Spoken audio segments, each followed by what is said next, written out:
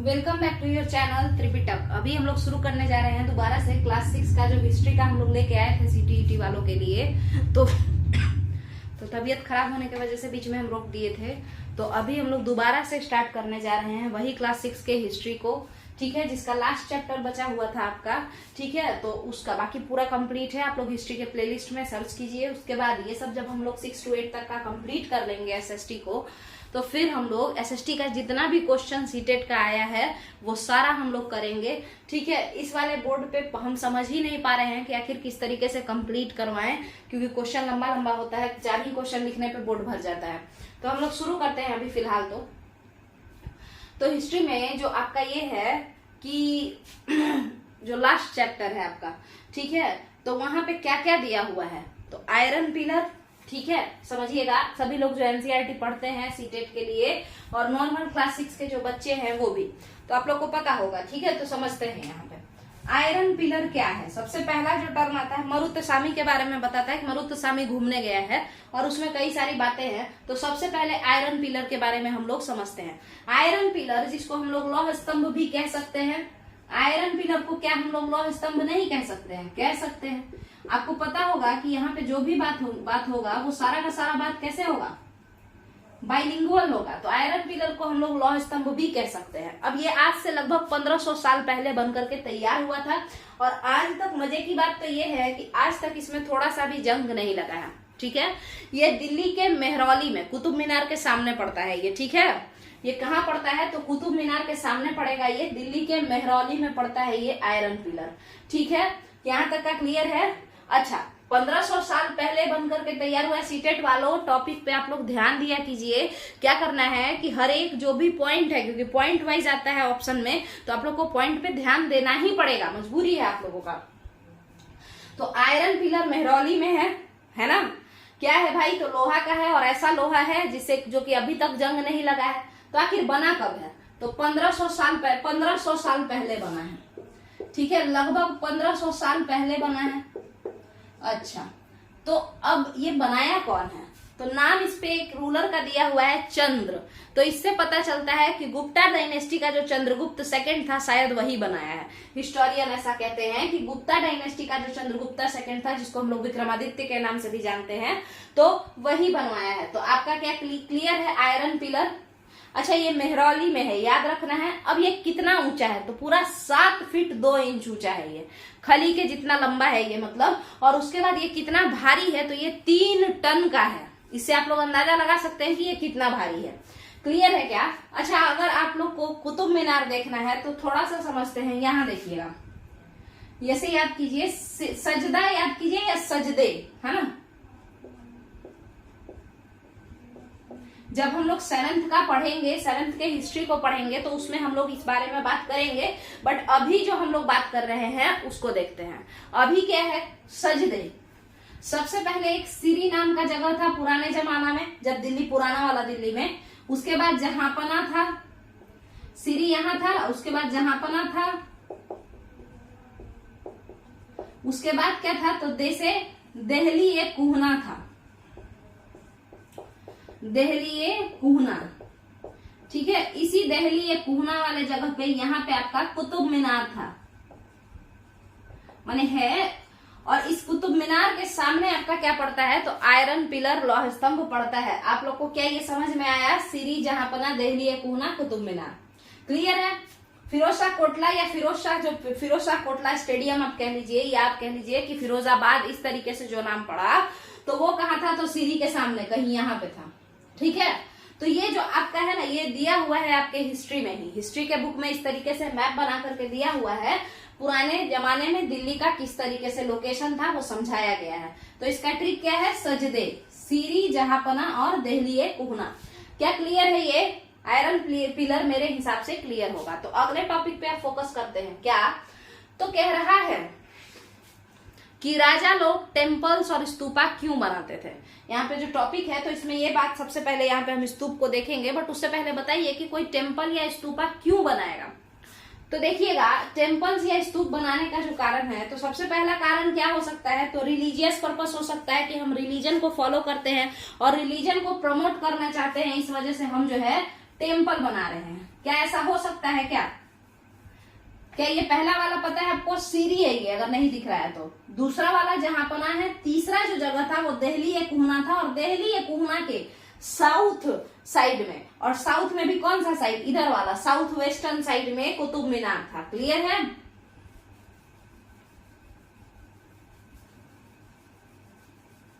तो अब हम लोग क्या समझेंगे? तो आगे का समझेंगे भाई। आगे का हम कह रहे हैं कि क्यों बनाया जाता था, रिलीजियस पर्पस से बनाया जाता था, धार्मिक प्रोत्साहन के लिए बनाया जाता था, धर्म को प्रदर्शित करने के लिए बनाया जाता था, पहला कारण। दूसरा कारण, राजा अगर किसी धर्म को मानता था, जिसको पेट्रोनाइज करता था, किसी धर्म को जैसे संरक्षण देता था, तो उसको प्रमोट करने के लिए बनाता था। तीसरा कारण, टैक्स के लिए बनाता था। टैक्स के लिए मतलब सभी लोग को हम आपको बता दें कि अगर हम आपसे कहें कि हमको फ्री का सामान दो तो कोई नहीं देना चाहेगा, हम कहें कि हमको टैक्स दो तो भी कोई नहीं देना चाहेगा, और क्या चाहेगा? टैक्स को बचाना चाहेगा, टैक्स इवेजन करेगा। मगर वही अगर हम कह दें कि भगवान पे चढ़ाया जाए इतना इतना रुपया तो तुम्हारा भला हो जाएगा, तो लोग बेफिजूल में लगातार मूर्ति पे चढ़ाते चले जाएंगे। तो इसी कारण से, इन कारणों से, ताकि बढ़िया से बढ़िया पैसा इकट्ठा हो, बढ़िया से बढ़िया ज्यादा से ज्यादा मुनाफा हो, और इससे क्या हो, राजकोष जो है, जो ट्रेजरी है, वो भरा रहे। ठीक है? तो इस वजह से हम लोगों ने टेम्पल बनाना शुरू किया। तो कह रहा है कि टेम्पल क्यों बनाए जाते थे, तो हम बता चुके हैं कि टेम्पल या स्तूपा क्यों बनाए जाते थे। रिलीजियस पर्पस के लिए भी होता था, मेमोरी के लिए भी होता था, बट उसके अलावा और भी कई कारण होते थे। आपको बता दें कि एक तो हम लोग चढ़ाते हैं जो अलग से, वो तो है ही, उसके अलावा किसी भी टेम्पल के अगल बगल में कई सारे लोग काम करने वाले आते हैं, जैसे माला वाला है ना, गार्लैंड मेकर्स, परफ्यूम मेकर्स, मिठाई वाला है ना। तो इस तरीके से कर करके फिर सोनार लोहार, ये लोग भी, क्योंकि वहां पे सोना का भी कुछ लोग कोई चीज चढ़ाएगा, तो सोनार लोग भी उससे कांटेक्ट में रहेंगे उस टेम्पल से। तो कई सारा बिजनेस भी जो है आपके टेम्पल के बनने के वजह से, कई सारा बिजनेस भी फ्लरिश करता है, बहुत सारा बिजनेस स्टार्ट हो जाता है। तो ये भी एक फायदा है। कोई भी इंसान अगर 2 पैसा कमाएगा तो उससे राजा को 2-4 रुपया टैक्स मिलेगा, तो उससे राजा का फायदा है, राजकोष भरा रहेगा। आपका क्लियर है यहाँ तक? तो टेम्पल या स्तूप या किसी भी तरीके का जो रिलीजियस मोनेस्ट्री, रिलीजियस थिंग है, वो क्यों बनाया जाता था? तो रिलीजियस कंस्ट्रक्शन से काफी फायदा होता था। तो ये एक बात क्लियर है। दूसरी बात ये है कि ये बनाए तो जाते थे, बट कैसे बनाए जाते थे? टेम्पल या स्तूप जो थे वो लोग कैसे बनाए जाते थे, तो इस पे चर्चा करते हैं। देखिएगा जरा ध्यान से। सबसे पहली बात तो ये है कि ये कोई भी चीज है तो इसको बनाने में बड़ा पैसा लगेगा, है ना। सबसे पहले तो एक वास्तुकार टाइप का किसी को बुलाया जाएगा, भाई कैसे बनाए। तो सबसे पहले वास्तुकार आएगा और मतलब उस स्कल्पचर को तैयार करेगा, फ्रेमवर्क तैयार करेगा, उसका आर्किटेक्ट जो होता है वो, ठीक है, इंजीनियर कह लीजिए, आर्किटेक्ट कह लीजिए, जो भी, तो वो तैयार कर देगा फ्रेमवर्क। तो पहला काम आपका क्या होगा? फ्रेमवर्क तैयार होगा। फ्रेमवर्क माने उस खाका तैयार करेगा कि किस तरीके से बनेगा, है ना। वास्तुकार अपना जो है आएगा और वो फिर खाका तैयार करेगा कि किस तरीके से बनेगा। दूसरा जो हम लोग देखेंगे, तो उसके बाद पैसा चाहिए, क्योंकि बनाने के लिए कोई भी बना देता, अगर पैसा होता तो पैसा कहाँ से आएगा? तो किंग और क्वीन ही पैसा देंगे। ज्यादातर केसेस में किंग या क्वीन ही अपने ट्रेजरी यानी अपने राजकोष से पैसा देते थे। बट आपको बता दें कि इससे फायदा भी सबसे ज्यादा किसको होता था? तो किंग और क्वीन को ही होता था, क्योंकि मंदिर में जितना भी माल आता था, जितना भी चढ़ावा आता था, जितना भी बिजनेस मंदिर में स्टार्ट होता था, एक नया सा सेटलमेंट बन जाता था मंदिर के अगल बगल, उन सारे चीजों से सबसे ज्यादा टैक्स किसको मिलता था या सबसे ज्यादा फायदा किसको होता था? तो किंग और क्वीन को ही तो होता था। इसके अलावा और ऐसे कौन से लोग थे जो कि मंदिर वगैरह या मोनेस्ट्री वगैरह, विहार वगैरह बनवाते थे? तो आपको बता दें कि या तो ये लोग बनाता था, और नहीं तो ग्रुप ऑफ पीपल बनाते थे। अब ये ग्रुप किसका है?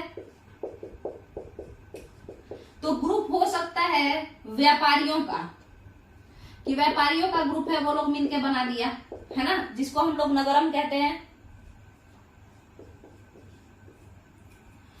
अब उसी तरीके से मान के चलिए कि कोई शिल्पकारों का ग्रुप है, आर्टिशंस का ग्रुप है, वो मिल करके बना दिया, है ना, श्रेणी कहते हैं।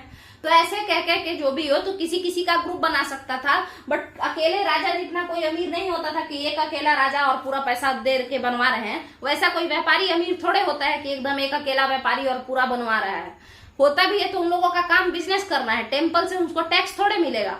समझ में आया? राजा तो बनवा रहा है तो राजा का तो वही बिजनेस है, उससे वो टैक्स लेगा। बट क्या व्यापारी अगर अमीर भी है और मंदिर बनवाएगा तो वो टैक्स थोड़े लेगा, व्यापारी मंदिर बनवाएगा, राजा को टैक्स जाएगा। तो इसीलिए व्यापारी लोग अगर बनवाते भी थे तो ग्रुप ऑफ पीपल मिल करके बनवाते थे। व्यापारियों का जो ग्रुप होता था, जो संस्था होता था, जो ट्रेड यूनियन होता था, वो बनवाता था। तो किस तरीके से टेम्पल बनवाया जाता था? तो सबसे पहले तो खाका तैयार किया जाता था, उसके बाद पैसा इकट्ठा किया गया। इसके बाद क्या किया जाता था? तो इसको जानने से पहले हम लोग समझेंगे कि आखिर ये टेम्पल किस चीज से बनेगा। तो समझिएगा, 3 तरीके से हम लोग टेम्पल बना सकते हैं। लकड़ी का टेम्पल बना देंगे, बना सकते हैं क्या? लकड़ी का टेम्पल बना सकते हैं। दूसरा, पकी हुई मिट्टी का टेम्पल बना सकते हैं। देखिए, कच्ची मिट्टी का भी बना सकते हैं, ऐसा थोड़ा है कि केवल पक्की मिट्टी का ही बना सकते हैं। पक्की मिट्टी को इंग्लिश में बेक्ड ब्रिक कहते हैं। और तीसरा हम लोग किस चीज से बना सकते हैं? तो स्टोन का, पत्थर का। तो ये है हमारा कच्चा माल यानी रॉ मटेरियल, जिससे कि हमारा क्या बन के तैयार हो जाएगा? टेम्पल। तो जैसे ही हम लोग जान जाएंगे कि ये सामान इसमें से कोई एक लगेगा, तो हम लोग उस सामान को ढो करके कहाँ लाएंगे? जहां पे टेम्पल बनवाना है वहां लाएंगे। तो पूरा ढो ढा के लाया जाएगा कि चलो भाई भीतरगांव में टेम्पल बनाना है, तो जहां से, लंदन से, फ्रांस से, जहां से भी, माने सॉरी, मतलब अगल बगल से ही लिया जाता था, उतना दूर से नहीं। कहने का मतलब है कि अगल बगल से जहां से भी जो है, क्योंकि भीतरगांव का टेम्पल पत्थर और बेक्ड ब्रिक है ना, पकी हुई मिट्टी दोनों से बना है। तो इसी वजह से हम लोग दोनों ही सामान को भीतरगांव लेकर के सबसे पहले आएंगे। क्या करेंगे? जो रॉ मटेरियल है उसको हम लोग ढो ढो के लाएंगे, कच्चा माल को, जिससे इस टेम्पल को बनाना है। धो करके कहाँ लाएंगे? तो उस प्लेस पे लाएंगे जहां पे टेम्पल बन रहा है। उसके बाद क्या करेंगे? उसके बाद वो जो सामान आया है उसको बढ़िया से क्या करेंगे? फर्निश करेंगे। फर्निश करना, उसको पॉलिश करेंगे, उसको सजाएंगे, है ना। और उसके बाद उसको क्या करेंगे? रीअरेंज करेंगे, या कह लीजिए कि उसको अरेंज करेंगे, माने सुव्यवस्थित करेंगे कि यहाँ पे ऐसे करके, ऐसे ऐसे करके जो है लगाना है और इस तरीके से तैयार करना है। तो यहाँ पे आपका मेरे हिसाब से क्लियर हो गया होगा कि ये कुछ 4-5 प्रोसेस से आपका क्या बन के तैयार हो जाता है?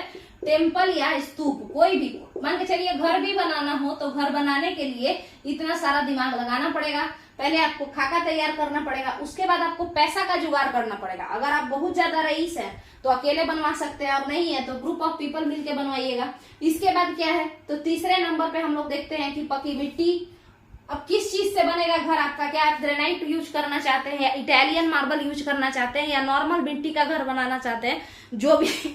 जो भी आप चाहते हैं, आपके पास सामान का लिस्ट आ जाएगा। तो उसके बाद आप रॉ मटेरियल को जहां आपको घर बनवाना है वहां लाइएगा, वहां पे उतरवाइएगा, और उसके बाद जो है उसको सुव्यवस्थित करवाइएगा, अरेंज करवाइएगा। तो फिर आपका घर, टेम्पल, स्तूपा, जो भी आपको बनाना है वो बनके कंप्लीट हो जाएगा। क्लियर है? तो how temples and stupas were made, how, कैसे, तो वो बता दिए। वाई भी बताएं, कैसे वो भी बताएं, क्यों और कैसे दोनों हो गया। अब बात करेंगे कि स्ट्रक्चर ऑफ स्तूपा या स्ट्रक्चर ऑफ टेम्पल कैसा होता था, तो उस पर बात करते हैं।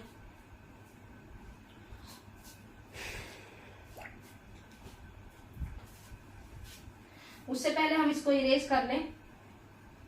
इसी चैनल पे पूरा का पूरा जो है ये जब कंप्लीट हो जाएगा, पूरा सीटेट का जो सिलेबस है, जो हम बोले हैं कि इस चैनल पे हम कंप्लीट करवाएंगे, और एसएसटी का तो बाकी चल ही रहा है, आपका मॉडर्न इंडिया ये सब चल रहा है। बिहार स्पेशल मॉडर्न हिस्ट्री हो चुका है, बिहार का मॉडर्न हिस्ट्री जो है वो हो चुका है, कंप्लीट भी हो चुका है।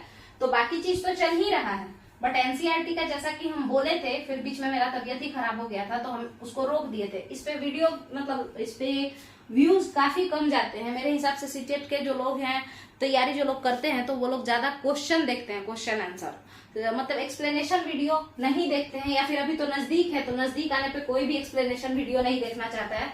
सभी लोग सोचते हैं कि क्वेश्चन ही देख के काम चल जाए।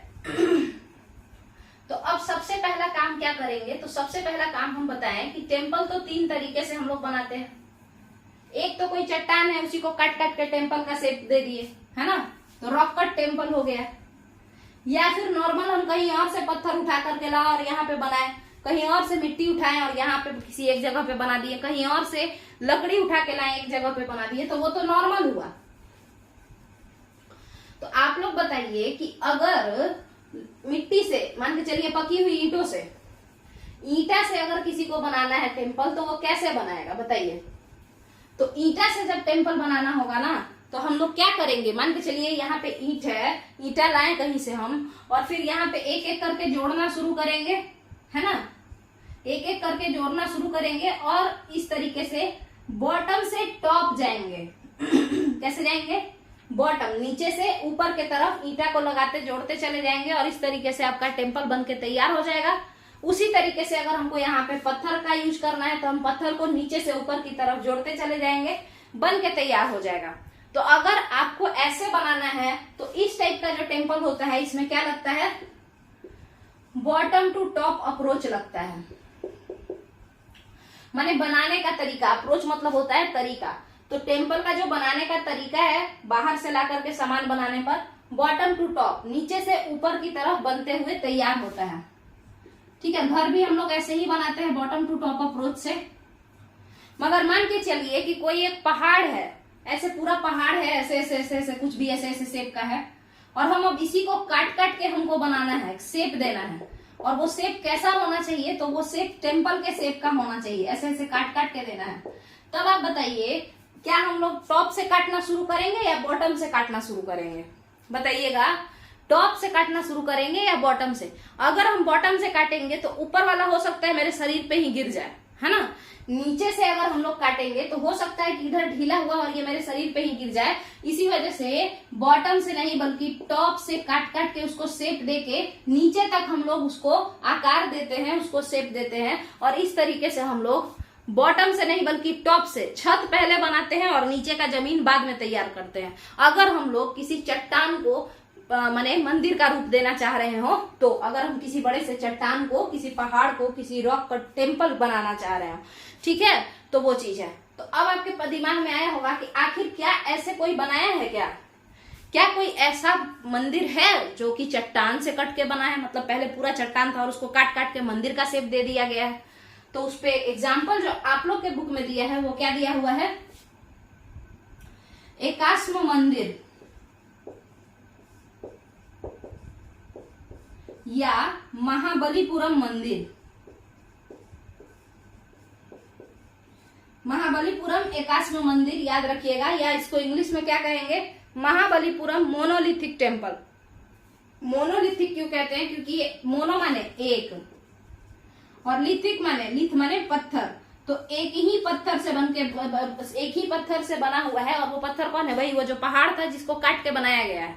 तो एक ही पत्थर हुआ ना, पूरा पहाड़ एक ही था, तो इसीलिए इसको बोला जाता है कि ये महाबलीपुरम का एकाश्म मंदिर है। ठीक है, तो इस तरीके से ये जो चट्टानी मंदिर है, ये ऊपर से चट्टान को काट काट के शेप दे के नीचे तक बनाया गया है। इसीलिए हम कहते हैं कि आपका महाबलीपुरम का एकाश्म मंदिर किस चीज से कैसे बना है, तो कहते हैं कि ऊपर से नीचे की तरफ बना है, यानी बॉटम नहीं बल्कि टॉप टू बॉटम अप्रोच अपनाया है। कौन सा अप्रोच अपनाया है महाबलीपुरम के एकाश्म मंदिर में, तो बॉटम टू टॉप, उल्टा बोल दिए, एक second, top to bottom approach, मतलब ऊपर से नीचे के तरफ धीरे धीरे काट काट के बनाते हुए शेप देते हुए आया गया है महाबलीपुरम के एकाश्म मंदिर में। क्या क्लियर है क्या, आगे समझते हैं। इसके बाद क्या होगा, तो इसके बाद जो हम लोग देखते हैं, तो आपका ये तो एक तरीका हुआ कि टॉप टू बॉटम अप्रोच, और एक बॉटम टू टॉप अप्रोच, दोनों ही क्लियर है। अब बात करते हैं कि टेम्पल जो बनता है तो उस टेम्पल का शेप कैसा होता है, उसमें क्या क्या चीजें होती हैं। तो जो क्लास 7 तक हम लोगों को देखना है, यानी कि जो सीटेट में पूछा जाएगा, सीटीईटी में जो पूछा जाता है सबसे ज्यादा, वो आपका क्या क्या है, टेम्पल में कौन कौन सा चीज होता है, हम लोग उसको समझने का कोशिश करेंगे। अच्छा, टेम्पल के बारे में अगर हम लोग बात करें तो टेम्पल को बनाने का कई सारा तरीका है। एक तो आपका नगारा स्टाइल है, जो कि नॉर्थ इंडियन टेम्पल है, वो सारे के सारे नगारा स्टाइल के टेम्पल कहे जाते हैं। और एक होता है द्रविड़ा स्टाइल। द्रविड़ा स्टाइल जो है वो आपका साउथ इंडियन टेम्पल का जो तरीका है, हम उसे द्रविड़ा स्टाइल कहते हैं। वो थोड़ा ज्यादा कॉम्प्लेक्स होता है, द्रविड़ा स्टाइल वाला थोड़ा ज्यादा हार्ड होता है, बट मुद्दा उसमें वो भी, मतलब उसमें भी गर्भगृह रहेगा, उसमें भी सारी चीजें सेम ही रहती हैं। क्लियर है, थोड़ा बहुत चेंजेस देखने को मिलता है, बट उतना हम लोगों को अभी नहीं जानना है। अभी हम लोगों को जितना जानना है उतना देखते हैं। तो सबसे पहले क्या है कि टेम्पल तो हम लोग बना दिए, एक तो बॉटम से टॉप चले गए यानी नीचे से ऊपर बनाते हुए चले गए, और एक ऊपर से काट काट के नीचे तक काटते हुए आए और एक शेप दे दिए जो कि टेम्पल के शेप का हो गया। अब इस टेम्पल के अंदर मान के चलिए चाहे वो बॉटम से टॉप बना हो या फिर टॉप से बॉटम बना हो, इन दोनों ही टेम्पल के अंदर क्या क्या पाया जाता है, कौन कौन सा चीज होता है, उसको क्या कहते हैं, उसको समझते हैं। तो सबसे पहले देखिए, मेरा डायग्राम बिल्कुल भी अच्छा नहीं है बट समझा सकते हैं, देखिएगा। मान के चलिए कि ये एक रूम है, ये टेम्पल है और उस टेम्पल में ये एक रूम है, ठीक है। तो ये जो टेम्पल में जो रूम है, इस रूम में जो मेन डाइटी है, मतलब जो मुख्य देवी देवता है, मान के चलिए किसी देवी जी का मंदिर है और उसमें वही देवी जी, मान के चलिए काली माँ का मंदिर है, एक मंदिर है जो कि काली माँ का मंदिर है, एग्जाम्पल लेते हैं, और उस मंदिर में क्या है, तो यहाँ पे काली माँ का मेन मंदिर है। हो सकता है इसमें दुर्गा जी भी हो, वैष्णो माता भी हो, और भी कई सारी देवी देवताओं का मूर्ति हो, बट मेन मूर्ति जो होगा, जिनका मंदिर है उनका, जहां पे रखा रहेगा ना, जिस घर में, मान के चलिए कि उनका मेन मूर्ति जो है, यहाँ मेन जो भी देवी जी हैं उनका मूर्ति रखा हुआ है जहां पे भी, तो हम उस मेन डाइटी को कहते हैं, उस मुख्य देवता को कहते हैं, उस मुख्य देवी को क्या कहते हैं, उनको तो मुख्य देवी कहते हैं, बट जहां वो बैठी हुई हैं या बैठे हुए हैं उस जगह को हम लोग गर्भगृह कहते हैं। क्या कहते हैं, मेन डाइटी का जो प्लेस होता है जहां पे उनको स्थापित किया जाता है ना, तो उसको हम लोग गर्भगृह कहते हैं। अच्छा, बाकी जो पूरा रीजन है इस तरीके से बना हुआ रहता है, ऐसे ऐसे करके एकदम पूरा चारों तरफ, है ना। तो ये जो बाकी रीजन है, जो बाहर का रीजन होता है, जहां पे हम लोग खड़े होकर ऐसे ताली पीटते रहते हैं और फिर वो भजन गाते रहते हैं, है ना, ये सब जहां पे हम लोग करते रहते हैं, है ना, ताली बजा बजा करके, तो वो जो चीज है वो कौन सा इलाका होता है, तो वो होता है मंडप, जहां पे सारे भक्त मिलजुल के भजन किया करते हैं, ताली बजाया करते हैं, झाल पीटा करते हैं, ढोलक पीटा करते हैं एक तरीके से। तो वो जो जगह होता है हम उसे मंडप कहते हैं, जो कि गर्भगृह से बाहर होता है, गर्भगृह के अंदर नहीं होता है। अब ये तो पूरा का पूरा इलाका ही मंदिर है, बट देवी जी का स्थान कौन सा है, कहाँ पे मुख्य देवता बैठे हुए हैं, इस चीज को दर्शाने के लिए गर्भगृह के जस्ट ऊपर एक शिखर बनाया जाता है, इस तरीके का एक टावर बनाया जाता है, लॉन्ग इलोंगेटेड टावर बनाया जाता है, ताकि इससे पता चल जाए कि पूरा तो मंदिर है बट उस मंदिर के बीच में, कि मतलब उस मंदिर के कहाँ पे गर्भगृह है, यानी कहाँ पे मुख्य देवता बैठे हुए हैं। तो उस जो जगह है उसी को हम लोग टावर कहते हैं, टावर यानी शिखर, ठीक है। अब इसके बाद क्या है, तो गर्भगृह हो गया, टावर हो गया और मंडप हो गया। गर्भगृह के चारों तरफ घूमने के लिए प्रदक्षिणा पथ बनाया रहता है। हर इंसान जो है, चाहे वो बुद्धिज्म में हो, हिंदुइज्म में भी हो, है ना, तो हम लोग गोल गोल घूमते हैं, ठीक है, गोल गोल घूमते हैं, अपने रिलीजियस प्लेस को, सैक्रेड प्लेस को गोल गोल घूमते हैं। तो कुछ लोग तो पूरा का पूरा मंदिर ही घूम जाते हैं, और जिनको नहीं घूमना है वो कम से कम गर्भगृह के चारों तरफ एक बार घूम लेते हैं। ये गर्भगृह के चारों तरफ घूमने का जो जगह दिया रहता है वो जगह क्या कहलाता है, तो वो जगह प्रदक्षिणा पथ कहलाता है, ठीक है, क्लियर है। हिंदुइज्म में भी प्रदक्षिणा पथ कहलाता है, बुद्धिज्म में भी जो स्तूप के चारों तरफ घूमने के लिए दिया रहता है उसको हम लोग प्रदक्षिणा पथ कहते हैं। तो यहाँ तक का आपका टेम्पल का जो स्ट्रक्चर होता है कि उसमें क्या क्या होता है वो क्लियर है। यहाँ पे क्या होता है, ये जो जगह है आपका शिखर पे, तो शिखर के ऊपर कुछ लोग क्या करते हैं, तो कलश लगा देते हैं, जैसे एक ऐसे लोटा जैसा कुछ बना दिए और यहाँ पे रख दिए। कुछ लोग क्या करते हैं, झंडा लगा देते हैं, ठीक है। तो वो अलग अलग चीज अलग अलग जगहों पे, अलग अलग मंदिरों में लगाया हुआ दिखता है ना। अगर शंकर जी का मंदिर है तो वहां पे सांप या नाग बाबा ऐसे करके दिखाए रहते हैं, है ना, वहां पे रखा रहता है, त्रिशूल रखा रहता है। तो वो अलग अलग मंदिर के लिए अलग अलग कुछ कुछ बना के ऊपर रखा रहता है, क्लियर है। तो आगे चलते हैं। इसके बाद क्या हुआ, तो इसके बाद आपका कुछ टेम्पल्स के बारे में जो कि उस एनसीईआरटी में नाम आया था, तो उसको देख लेते हैं। सबसे पहला भितरगांव टेम्पल।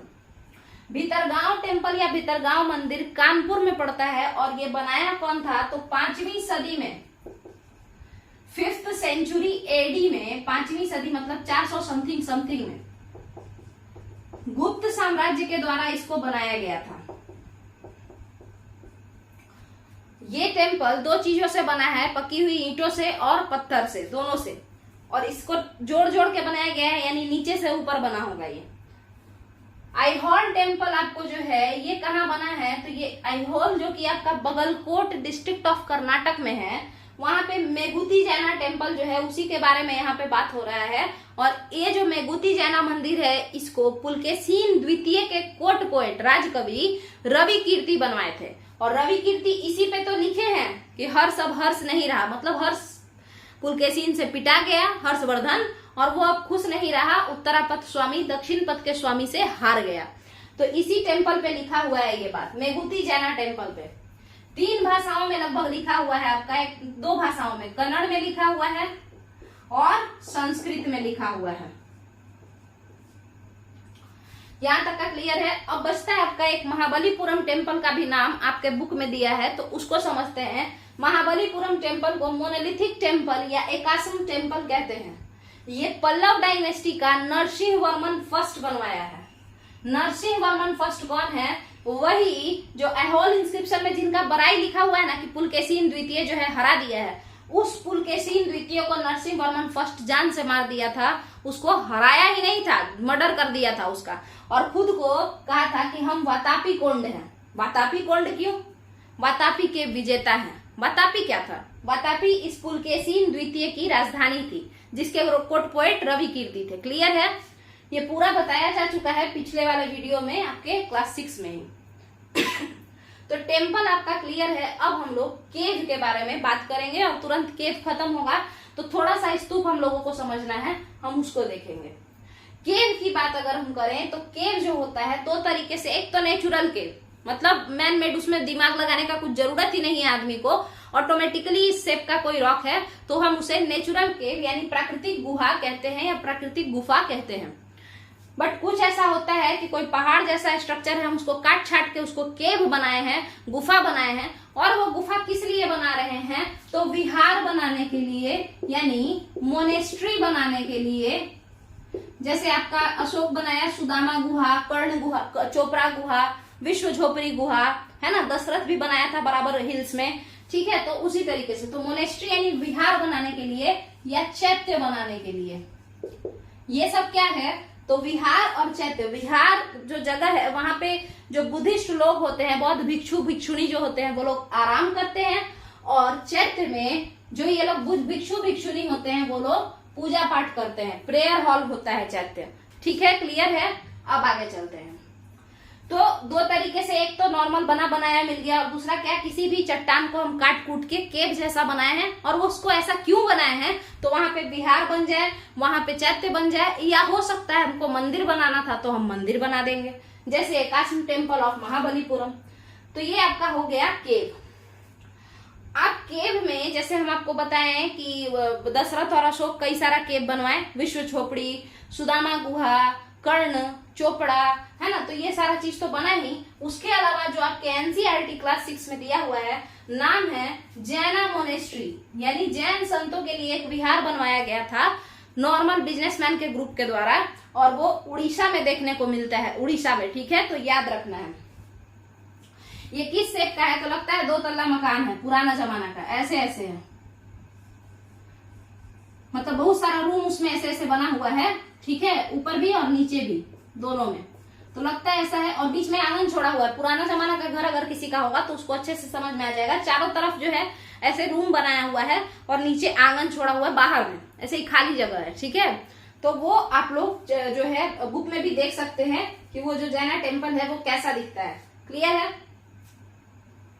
अब बात करेंगे हम लोग स्तूप के बारे में, है ना। स्तूप लास्ट टॉपिक है, इसके बाद और भी बाकी है, जैसे पुस्तक बुक्स क्या कह रहे हैं, ये क्या कह रहे हैं, वो सब तो हम लोग देखेंगे ही। कालिदास ये सब के बारे में है, चरक और सुश्रुत के बारे में है, तो वो सारा समझेंगे। बट अभी स्तूपा पे हम लोग खत्म करेंगे, स्तूपा समझते हैं।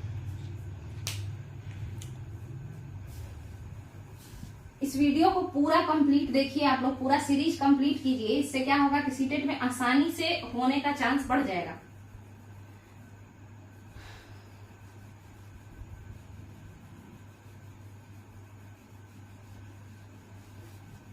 पसंद आने पे जो चैनल है उसको सब्सक्राइब कीजिए।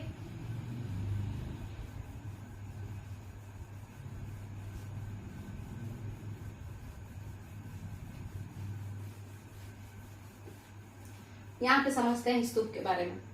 देखिए स्तूपा क्या होता है, तो स्तूप जो होता है इंग्लिश में स्तूपा कहते हैं, ये माउंड है, माने टीला है। अब टीला किस चीज का, तो अक्यूमुलेशन। टीला मतलब क्या होता है, ढेर, बहुत सारा ढेर इकट्ठा हो जाना, accumulation of sand, accumulation of stone, accumulation of dead, कोई भी चीज, किसी भी चीज का अक्यूमुलेशन, किसी भी चीज का इकट्ठा हो जाना, किसी भी चीज का ढेर लग जाना ही अक्यूमुलेशन कहलाता है। हम उसे ही स्तूप कहते हैं, हम उसे ही माउंड कहते हैं, हम उसे ही टीला कहते हैं। क्लियर है। यहाँ जो ये माउंड है, ये जो टीला यहाँ पे है, ये किस चीज का है, तो ये किस चीज से बना हुआ है, तो ये मिट्टी का बना हुआ होता था। ठीक है, मिट्टी से ऐसे ऐसे करके इकट्ठा किया जाता था। ठीक है, अब इसको समझते हैं। तो सबसे पहले स्तूप में क्या होता है, तो मान के चलिए ये जमीन है, तो इसको ऐसे ऐसे करके इसको क्या किए, तो इसको गड्ढा किए और इसके अंदर एक डिब्बा डाले। ठीक है, एक बास्केट डाल दिए, एक बॉक्स डाल दिए। ठीक है, एक डिब्बा डाल दिए और उस डिब्बा में क्या होगा, तो बुद्ध का कुछ चीज होगा, हड्डी हो सकता है, दांत हो सकता है, या तो बुद्ध का या किसी बौद्ध भिक्षु का हड्डी हो सकता है, दांत हो सकता है, बाल का ये हो सकता है, मतलब एक बाल टूटा हुआ हो सकता है, कोई सामान जो वो यूज करते थे, मान के चलिए कोई ब्रश यूज करते थे रेगुलर, या एक खाना का बर्तन एक ही यूज करते थे, तो उस बर्तन को इस डिब्बा में बंद करके रख दिया जाएगा। मान के चलिए एक बर्तन है जो कि कोई या तो बुद्ध भगवान खुद यूज करते थे या बौद्ध भिक्षु को यूज करते थे महान, तो उसको ले लिया जाएगा और रख दिया जाएगा। यहाँ पे क्या किया गया कि खोद के यहाँ इसके अंदर ऐसे रख दिया गया, उसके ऊपर से फिर मिट्टी डाल के बराबर कर दिए। अब ये जो बास्केट है जो कि स्तूपा के हार्ट में है, मतलब उसके केंद्र में है, उसके दिल में है, पूरा स्तूप बनेगा तो उसके दिल में क्या है, उसके केंद्र में क्या है पूरे स्तूप के, तो आपका क्या है, वही डब्बा। तो ये जो डब्बा है, इसको डब्बा ना कह के हम लोग रेलिक कास्केट कहते हैं। क्या कहते हैं, रेलिक कास्केट कहते हैं। क्लियर है। अच्छा, दो तरीके से, या तो इसके अंदर घुसा दो या फिर ऐसे ही ऊपर में ही रख दिए, मतलब पृथ्वी के ऊपर में ही जहां पे बनाना है वहां पे रख दिए, और उसके बाद क्या किए, ऐसे ऐसे करके इसके ऊपर से मिट्टी डालना शुरू किए, और मिट्टी डाल डाल के कुछ इस शेप में पहले बना लेंगे। तो ये बन गया आपका एक माउंड लाइक स्ट्रक्चर, एक जगह मिट्टी का ढेर इकट्ठा हो गया है ना, ऐसे ऐसे करके कुछ इस शेप में बना लेंगे, इतना ऐसे ऐसे मिट्टी करके। उसके बाद इस मिट्टी के ऊपर क्या करेंगे, तो इस मिट्टी के ऊपर या तो पका हुआ ईंट बिछाना शुरू कर देंगे, क्योंकि मिट्टी तो लात मार मार के सब हटा देगा, कोई भी इंसान जानवर कुछ भी, अगर कोई मान के चलिए हवा आएगा तो वो भी हटा देगा। तो इसके ऊपर फिर पकी हुई ईंटों से दबाना शुरू करेंगे इस मिट्टी को, फिर ये दब जाएगा। उसके बाद क्या करेंगे, तो उसके बाद इच्छा है तो इसके ऊपर से हम लोग स्टोन का ये करवाएंगे। ठीक है, इच्छा है तो क्या करवाएंगे, स्टोन का जो है स्लैब, स्लैब मतलब बड़ा बड़ा स्टोन का पत्थर, उसको इसके ऊपर से, उसके स्टोन जो होगा ना, स्टोन का पत्थर, तो उस माने स्टोन जो होगा, जो पत्थर होगा, टुकड़ा, पत्थर का टुकड़ा, उसके ऊपर सुंदर सुंदर नक्काशी करेंगे, है ना। जिसमें क्या नक्काशी होगा, तो इसी धर्म से रिलेटेड कुछ कुछ नक्काशी किया गया होगा, और उस स्टोन स्लैब को इनग्रेव्ड स्टोन स्लैब कहते हैं, मतलब नक्काशीदार जो स्टोन होगा, नक्काशीदार जो पत्थर का टुकड़ा होगा, उस बड़े बड़े पत्थर को ऐसे ऐसे करके, है ना, कुछ कुछ लिख लिख के यहाँ पे सजा देंगे। ठीक है, देखिए इस तरीके से। अब ये पूरा बन गया, उसके बाद इच्छा हो तो इसके ऊपर प्लास्टर कीजिए, जो भी करना है करते रहिए। ठीक है, तो ये आपका क्या है, हम इसे, ये डिब्बा जो था, जो अंदर था, जो कि केंद्र में था स्तूप के, हम इसे रेलिक कैस्केट के नाम से जानते हैं। उसके बाद ये जो रेलिक कैस्केट है, इसके बाद क्या होगा, तो यहाँ पे अब आप लोग देखिएगा, देखिए ये तो रेलिक कैस्केट है, इसके बाद क्या होगा, तो इसके बाद जो है इस पूरे स्तूप के चारों तरफ एक जगह छोड़ा जाएगा, और वो जगह किस लिए छोड़ा जाएगा, तो स्तूप का चक्र लगाने के लिए, स्तूप का चक्कर लगाने के लिए। ठीक है, चक्र नहीं, स्तूप का चारों तरफ घूमने के लिए जगह छोड़ा जाएगा। ठीक है, और ये जो जगह है, ये जगह हम इसे क्या कहते हैं, हम इसे प्रदक्षिणा पथ कहते हैं। ठीक है, हम इसे क्या कहते हैं, प्रदक्षिणा पथ कहते हैं। जैसे हिंदुइज्म में भी था वैसे ही बुद्धिज्म में भी। अच्छा, अब किस डायरेक्शन में कोई घूमे, तो आपको बता दें कि इस डायरेक्शन में घूमना है, यानी 12 से 1 पे जाना है, फिर 6 पे ऐसे जाना है, ऐसे, यानी क्लॉकवाइज डायरेक्शन में घूमना है, ना कि इधर से ऐसे घूमते हुए आ रहे हैं, ये उल्टा नहीं घूमना है। अगर आपको स्तूप की परिक्रमा करनी है तो आपको प्रदक्षिणा पथ में क्लॉकवाइज डायरेक्शन में घूमना है, घड़ी के दिशा में घूमना है, ठीक है। तो ये क्लियर है, तो ऐसे घूमना है। अब ये आपका प्रदक्षिणा पथ हो गया, ये क्या है, ये प्रदक्षिणा पथ है जिसमें ऐसे घूमते हुए जाना है, ऐसे, ठीक है। चलिए, इसके बाद प्रदक्षिणा पथ के बाद क्या होता है, तो उसके बाद इस पूरे स्तूप के चारों तरफ एक रेलिंग बनाया जाता है। हम इस रेलिंग को वेदिका कहते हैं। वेदिका जो है हिंदी में भी इंग्लिश में भी वेदिका कहते हैं। वेदिका जो है उसके उस जो रेलिंग है उसके ऊपर खूब सुंदर सुंदर जातक कथाएं वर्णित होती हैं और बहुत सारे बुद्ध या बोधिसत्वास या किसी बौद्ध भिक्षु का फोटो वगैरह बनाया हुआ रहता है। क्लियर है, तो ये आपके रेलिंग पे देखने को बहुत सारा मिलता है। उसके बाद रेलिंग के चारों तरफ एक छोटा छोटा जगह छोड़ा रहता है, छोटा या बड़ा जो भी कहिए, पूरा में रेलिंग नहीं रहता है, टूटा हुआ रहता है रेलिंग, ठीक है। और ये जो रेलिंग है इसके बीच से रास्ता दिया रहता है, ठीक है। ये तो प्रदक्षिणा पथ है। इस रेलिंग के बीच से यहाँ पे एक गेट, एक यहाँ पे गेट, एक यहाँ पे गेट और एक यहाँ पे गेट, ठीक है। और ये जो गेट है इसे हम लोग गेटवेज तो कहते हैं, बट इसका रियल नाम तोरण होता है। जो प्रवेश द्वार होता है उसको क्या कहते हैं, तोरण कहते हैं। और जो रेलिंग है, जो पूरा स्तूप को घेरे हुए है रेलिंग, उस रेलिंग को हम लोग क्या कहते हैं, वेदिका कहते हैं, ठीक है। इस तोरण पे भी, क्योंकि तोरण बहुत बड़ा बड़ा होता है, इस तोरण को भी सजाया जाता है, ठीक है। आप लोग को बता दें कि भरहुत का जो स्तूप है मध्य प्रदेश में, है ना, तो वहां पे हाथी के जो दांत बेचते थे ना वो लोग, वो वाला ग्रुप भरहुत के स्तूप में एक जो गेट था, तोरण था, उसको सजाने के लिए पैसा दिया था, सोना लगवाया था वहां पे, ठीक है। तो ये क्लियर है, तोरण गेट को कहते हैं, स्तूप के गेट को क्या कहते हैं, तोरण कहते हैं, प्रवेश द्वार को। इसके बाद क्या है, अच्छा ये चारों साइड जो दिया हुआ है आपका, जो ये गेट दिया हुआ है ना, तो इसमें एक जो पूर्व साइड है, तो पूर्व साइड में बुद्ध के जन्म को दर्शाता है, जैसे बुद्ध का एंट्री हो गया है लाइफ में। उसके बाद फिर इसी तरीके से आपका उधर साइड वाला जो है वो दिखाता है कि बुद्ध कहाँ जा रहे हैं, तो पढ़ने लिखने जा रहे हैं, फिर उसके बाद ज्ञान दे रहे हैं और उसके बाद फिर चले जाएंगे। कहाँ चले जाएंगे, तो भाई ज्ञान वान दे लिए उसके बाद मर जाएंगे। तो किस तरीके से इधर से घुसेंगे, ऐसे घूमते हुए इधर से निकल जाएंगे। और ये जीवन चक्र को दर्शा रहा है। ये जो गेटवे है ये ऐसे ही नहीं 4 गेट बनाया जाता है स्तूप में, ये जीवन चक्र को दर्शाता है बुद्ध के या नॉर्मल इंसान के भी, बट बेसिकली बुद्ध के ही, कि इस तरीके से यहाँ से ये आएंगे बुद्ध, उसके बाद पढ़ेंगे, ज्ञान देंगे, भाषण वाषण दे के इधर से मर जाएंगे। मरने का मतलब निर्वाण की प्राप्ति कर लेंगे, महापरिनिर्वाण की प्राप्ति कर लेंगे, क्योंकि अब उनको मोक्ष मिल चुका है, ठीक है। वो जीवन मरण के चक्र से मुक्त हो चुके हैं। तो ये लाइफ साइकिल को रिप्रेजेंट करता है बुद्धा के ये जो रास्ता है। क्लियर है, तो आपका स्तूपा भी यहाँ पे खत्म होता है, टेम्पल भी खत्म होता है। तो अगर आप लोग को समझ में आया है तो वीडियो को लाइक कीजिए, वीडियो को शेयर कीजिए, और सीटेट वालों आप लोग पढ़िए, इसको देखिए, ये पूरा कंप्लीट कीजिए। जो यहाँ पे इस चैनल पे डाला जा रहा है, पूरा एक्सप्लेनेशन अपने तरफ से हम देने का कोशिश कर रहे हैं। पूरा का पूरा एसएसटी इसी पे कंप्लीट होगा, उसके बाद साइंस, उसके बाद मैथ्स, ठीक है।